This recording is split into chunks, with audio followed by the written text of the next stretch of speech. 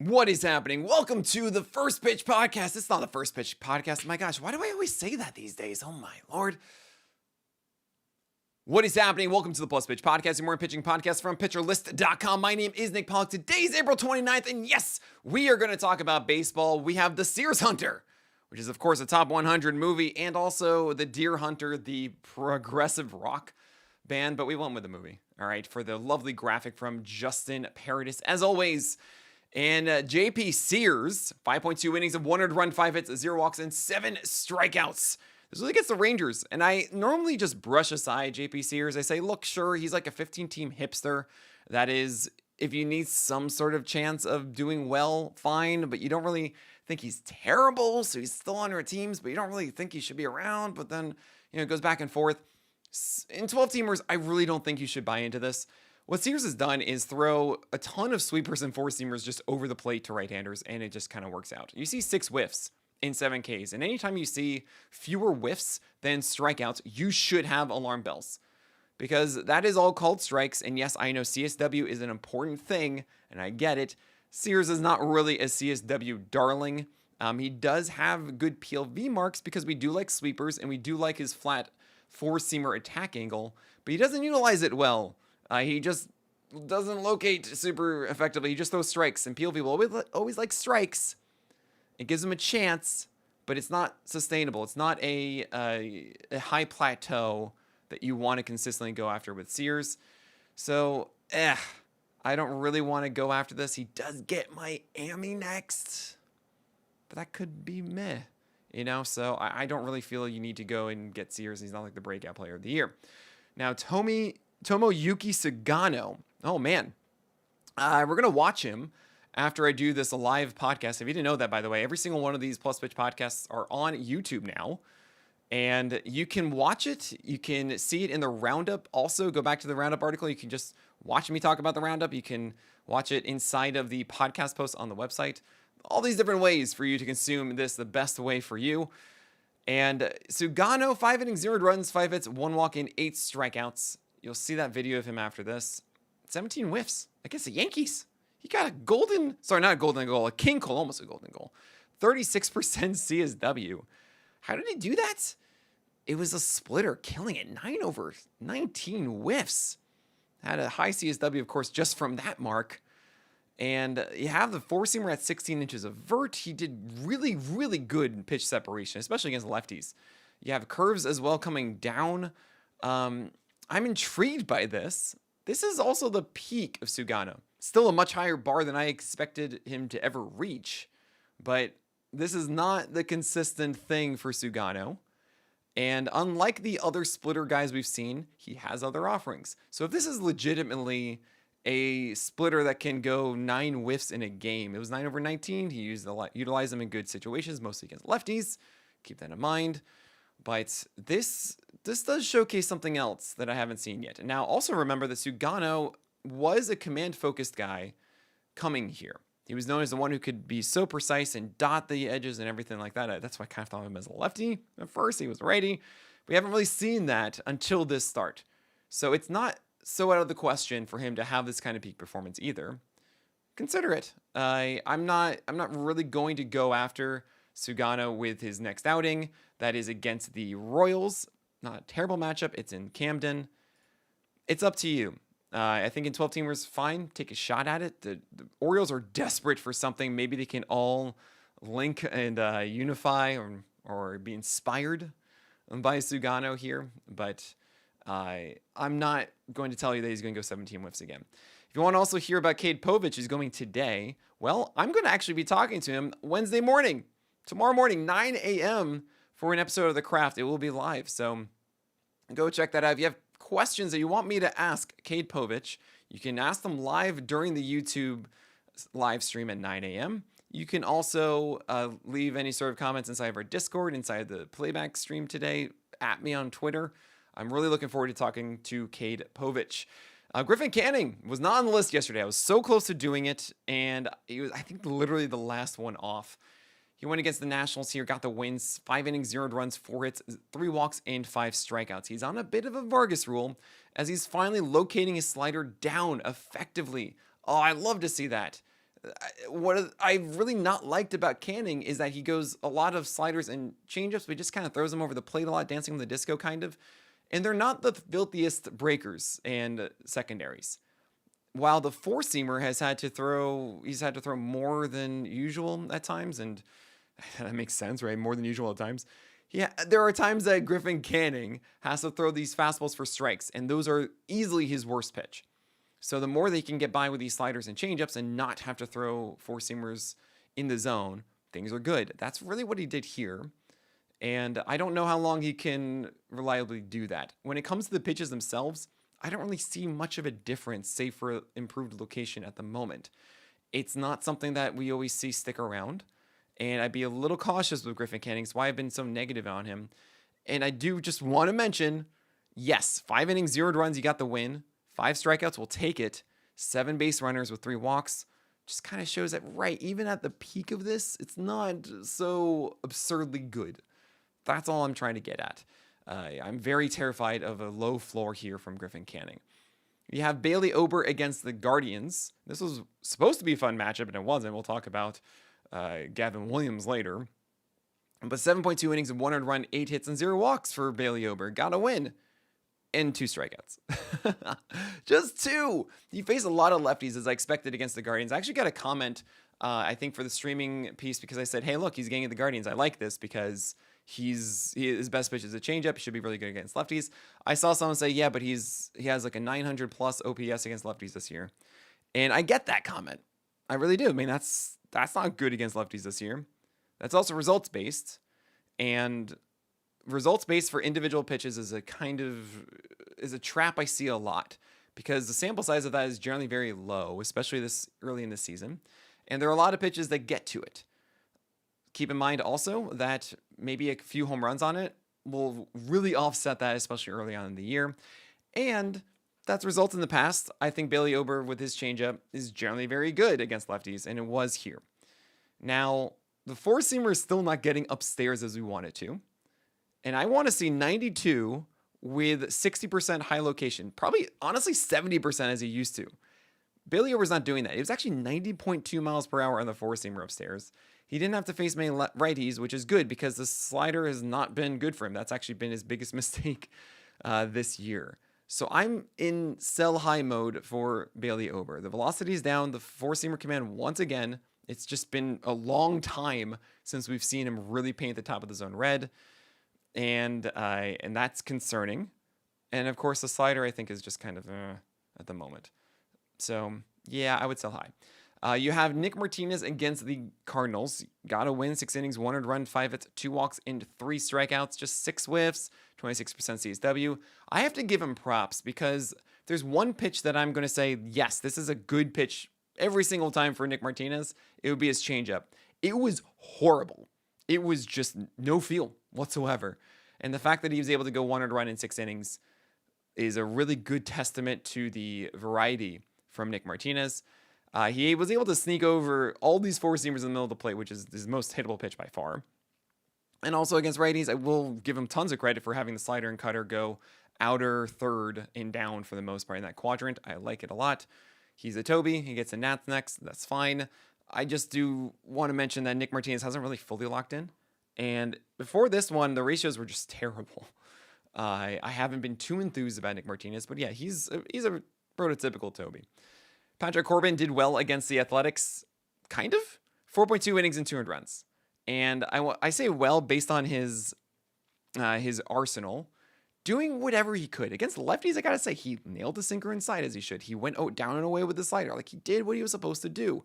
Against righties, the slider was just exclusively down. He didn't get many strikes on it, but it was always down, and that's cool. He has the cutter inside mostly to right-handers. The sinker, okay, kind of over the plate or whatever. He's trying hard. But it was 7 hits, 1 walk, and 5 Ks. He's still hittable. But maybe that BABIP would have been a little bit better. And fewer foul balls so that it's not 93 pitches to go through 4.2 innings. Like, he's trying as hard as he can, and I give him props for that. And I'll say, with a lot of guys like Corbin who go 90-plus pitches and throw enough strikes, he will have a productive game 1 out of 3 starts. That's how it is for, like, Michaelis. That's how it is for Corbin. It's how it is for I don't know, like Andre Palante, who went 6 innings, 3 runs, 6 hits, 2 walks, 4 Ks against the Reds in Cincinnati. 9 whiffs, 23% CSW, 90 pitches, 94, 95 on the four seamer. He just went really exclusively with that against lefties. I do like that the slider was fully glove side against right-handers. Also, I made that typo yesterday. I wrote arm side and made it glove side. I don't know why I always do that, but the slider stayed away from righties, and then the sinker was so good inside. Now, the slider wasn't a high strike pitch. He missed too far, and that kind of messed him up. But I really love seeing that kind of pitch separation, that clear intent, and really that grouping. And that is precision. Is just, okay, cool, let's just move it a little bit, right? And I love seeing that sinker placement. Now, against lefties, the cut four-seamer, it's not really my favorite thing. And clearly, this is not quite enough. But I just like to see guys execute, or at least do the right things, even if it's not at perfection. It's not just like, here are all my pitches, good luck. You know, that's kind of cool from Palante. All right, we have Bryce Elder against Coors, and he had a birthday party, 3 earned runs in 6 innings, whatever, fine, we move on. But we got to talk about Dustin May, Ronel Blanco with the gallows pole, Jack Flaherty, Gavin Williams, and others, and we're going to talk about all of them after this break. Dustin May against the Marlins, 5.1 innings of 300 runs, 5 hits, 3 walks, 3 Ks. Man, that's 2 straight where Dustin May has let us down. And the thing is, he's going to get the Marlins again. This is assuming that Kasparias is going later in the week, taking over for Tyler Glasnow. And it's wild, right? Like, you're going to get a third shot in a good matchup to make us feel okay with you, Dustin. The problem right now is that his sinker is not like 95, 96. It's like 93 and change, like essentially 94 on the slightly underneath it. And it's so annoying. They're not well spotted. He's not getting inside to right-handers. The sweeper is not looking great. Like, Dustin, I was really in on you. Why? Because you have a sinker-sweeper combo that should just constantly do well against righties. And you were commanding it, as you should. And then I said, okay, great. Now you have a four-seamer that can go upstairs, and you have a cutter as well.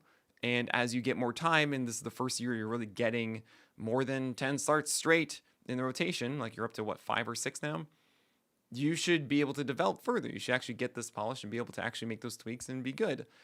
And to see him at this point right now, after a really bad start, to not make any adjustments, to really stay there again, hover around 94 on the fastball, man, like, come on, you got to make an adjustment. This is how you get through this, right? This is what you're supposed to be learning right now. And to see that in 2 straight starts and not make that adjustment is very disconcerting. I think you go one more. It's against the Marlins again. It's a good win chance. You just go one more. And I think it's the best scenario. If it was a tough team, yeah, you can move on. But because it's the Marlins, you say, fine. Like, this can't be that bad. Like, this was 5.1 innings of 300 runs. Like, okay, the reward is worth the risk here. Ronel Blanco against the Tigers, 5 innings, 300 runs, 3 hits, 2 walks, and 6 strikeouts. 19 whiffs, 36% CSW for Blanco. Now, just 6 strikeouts in 5 innings. 300 runs is not really what you want. You didn't get a win, so you're not really happy with it. However, the curve did some work, 42% CSW. We had a slider going an 82% strike rate and just hounding right-handers, and a changeup that was really alive against lefties. Now, the four-seamer had a 44% strike rate. And here's the thing. I'm all for Blanco being really picky with his four-seamer. I am. I think that's actually a good thing for him to do. 44% strikes when you're throwing it 32% of the time and near 50% of the time against righties, that's not good enough, right? If you're doing that, then you need to introduce something else against righties, and you can't throw it that often, right? Use the changeup against them. Use the curve, whatever. Just pair something else, because you can't just throw all these balls all the time.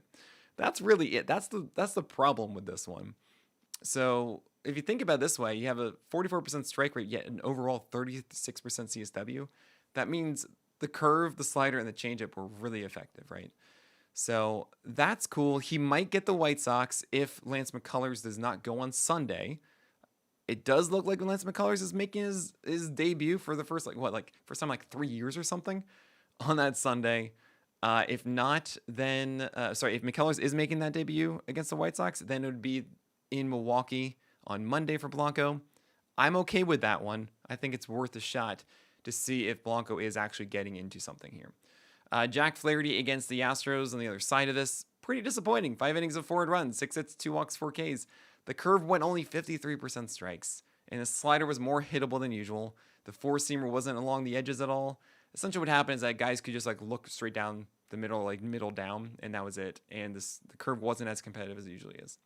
That's it. It wasn't so terrible. It was just not prime Flaherty, which is really upsetting because I was saying he's just on the verge of ace is going to ace.